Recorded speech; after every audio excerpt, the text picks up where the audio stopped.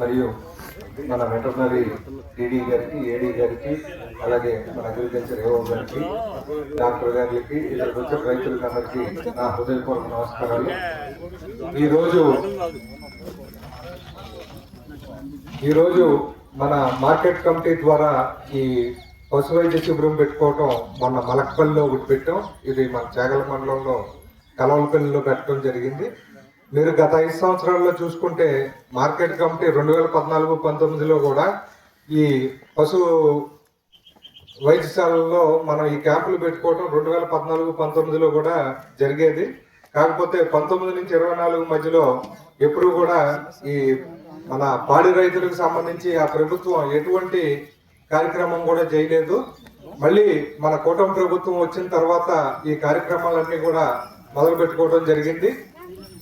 దీనికి మన గౌరవ ముఖ్యమంత్రి వర్యులు నారా చంద్రబాబు నాయుడు గారికి, పవన్ కళ్యాణ్ గారికి కూడా ధన్యవాదాలు తెలియజేసుకుంటున్నా.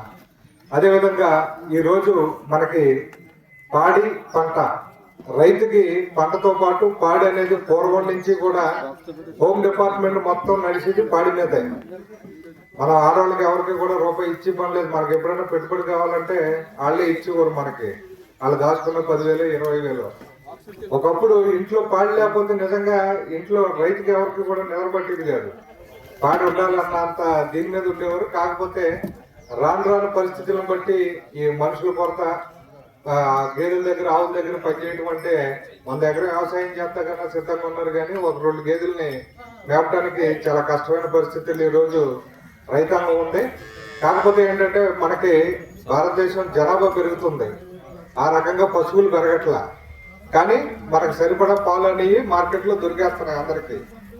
మనం ఈ మధ్యన కూడా చూసాం, చుక్క పాలు లేకుండా నెయ్యితో మనకు ప్రసాదాలు పంచిపెట్టిన గనుడు ఉన్నాడు.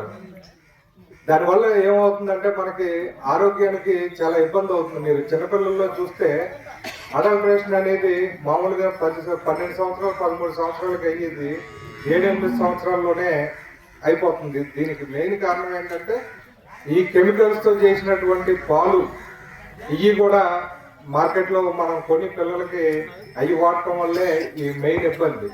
ఎందుకంటే ఈ దేశానికి వెన్నుముక్క రైతు. నిజంగా మనం పండించిన పంట ఎంత స్వచ్ఛంగా పండిస్తే తినేవాళ్ళు అంత ఆరోగ్యంగా ఉంటారు.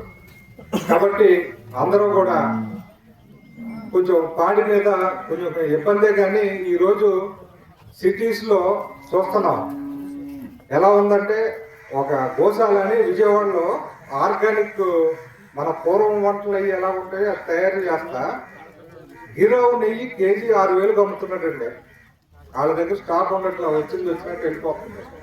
కేజీ నెయ్యి 6,000కి బయట వాళ్ళు అమ్ముకుంటుంటే మనం ఆ పని మనం చేయలేకపోతున్నాం. ఇక్కడ మన దగ్గరికి వచ్చేటోళ్ళకి ఎవడో వచ్చి 1,500కో 2,000కో పట్టుకెళ్ళిపోతున్నాం.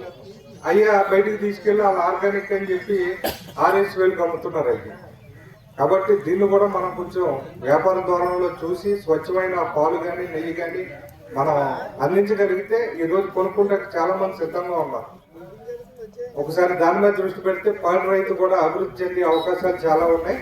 అదేవిధంగా market committee, Kovvur market committee విషయానికి వస్తే 2014-19లో హరిబాబు గారు ఏఎంసీ చైర్మన్ గా చేసినప్పుడు మనం మండలంలో కొన్ని కుంతలు పోసుకోవడం జరిగింది. ఇదే పరిస్థితి ఏమైందంటే 19-24కి వచ్చేటప్పటికి ఆ ప్రభుత్వం, వైసీపీ ప్రభుత్వం, మొత్తం చైర్మన్ల చెక్ పవర్ ఏదైతే ఉందో అది తీసేసి మొత్తం మార్కెట్ కమిటీకి వచ్చిన అమౌంట్లు కూడా ప్రభుత్వం ఈ బటన్ నొక్కే కార్యక్రమాలకు అన్నింటికి వాడేశారు. ఈ రోజు పరిస్థితి ఏంటంటే మళ్ళీ చైర్మన్ కి చెక్ పవర్ రావాల్సిన పరిస్థితి కల్పించాలి ప్రభుత్వం. అంటే దాదాపు 4,000 కోట్లు రాష్ట్రంలో ఉన్న మార్కెట్ కమిటీలు అన్నింటిలోనూ డబ్బు డిపాజిట్ చేసిన తర్వాత చెక్ పవర్ ఇవ్వాల్సిన పరిస్థితి ఉంది. మార్కెట్ కమిటీ మనకి నిర్దేశించింది ఈ సంవత్సరం టార్గెట్ 4 కోట్లు అయితే మనం 5.5 కోట్లు మా సిబ్బంది కానీ, సెక్రటరీ గారు కానీ వీళ్ళందరూ కలిసి 5.5 కోట్లు కలెక్ట్ చేశారు. యాక్చువల్గా అయితే 5.5 కోట్లలో 1,25,00,000 మనం మన నియోజకవర్గానికి పొందు రోడ్లు వాడుకోవడానికి దీనికి ఉపయోగపడేది. కాకపోతే ఆ చేసిన పని వల్ల ఏంటంటే ఈ రోజు అవకాశం లేకుండా పోయింది. కానీ చంద్రబాబు నాయుడు గారు, పవన్ కళ్యాణ్ గారు ఈ డబ్బులు మళ్ళీ వెనక్కేసి అత్యంత త్వరలో మనకు చెక్ పవర్ ఇస్తే మనం కూడా మన మండలంలో కొన్ని కొత్త రోడ్లు పోసుకునే అవకాశం ఏఎంసీ ద్వారా కలుగుతుంది. తర్వాత ఈరోజు ప్రధాన సమస్య ఏంటంటే మనం వాడే ఎరువులు, ఫెర్టిలైజర్స్. ఎందుకంటే ఇప్పుడు మనం మన ఇళ్లలో ఈ రోజు క్యాన్సర్ అనేది చాలా సర్వసాధారణం అయిపోయింది. ఎందుకంటే బయటికి వెళ్ళని ఆడవారు ఎక్కువ మంది ఈ క్యాన్సర్ బారిన పడుతున్నారు.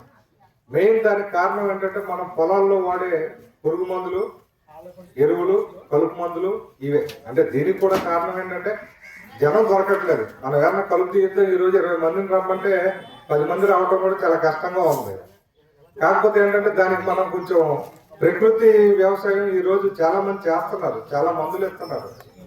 అవి తెచ్చి వాడుకుంటే అట్లీస్ట్ మన ఇంట్లో తినే కూరగాయల వరకు అయినా సరే మన పెరట్లో పండించుకుంటే మనం కొంచెం, ఎందుకంటే ఇప్పుడు హాస్పిటల్కి వెళ్తే అయ్యే ఖర్చు కంటే కొంచెం కష్టపడితే మన ఇంట్లో కూరగాయలు పండించుకుంటే దాంట్లో అట్లీస్ట్ 25-30% నెక్స్ట్ జనరేషన్కి అయినా సరే మనం మంచి ఆరోగ్యాన్ని ఇవ్వగలం. దాన్ని అందరూ దృష్టిలో పెట్టుకుని కొంచెం కష్టమైనా సరే దాన్ని పాటించి మళ్ళీ మనం పూర్వకాలంలో ఎలాగైతే పెరటి తోటలు వేసుకునే వాళ్ళమో ఆ రకంగా చేసుకుని మన ఆరోగ్యాన్ని కాపాడుకోవాలని చెప్పి మనస్ఫూర్తిగా కోరుకుంటూ నాకు ఈ అవకాశం ఇచ్చిన పెద్దలందరికీ ధన్యవాదాలు తెలియజేసుకుంటాను.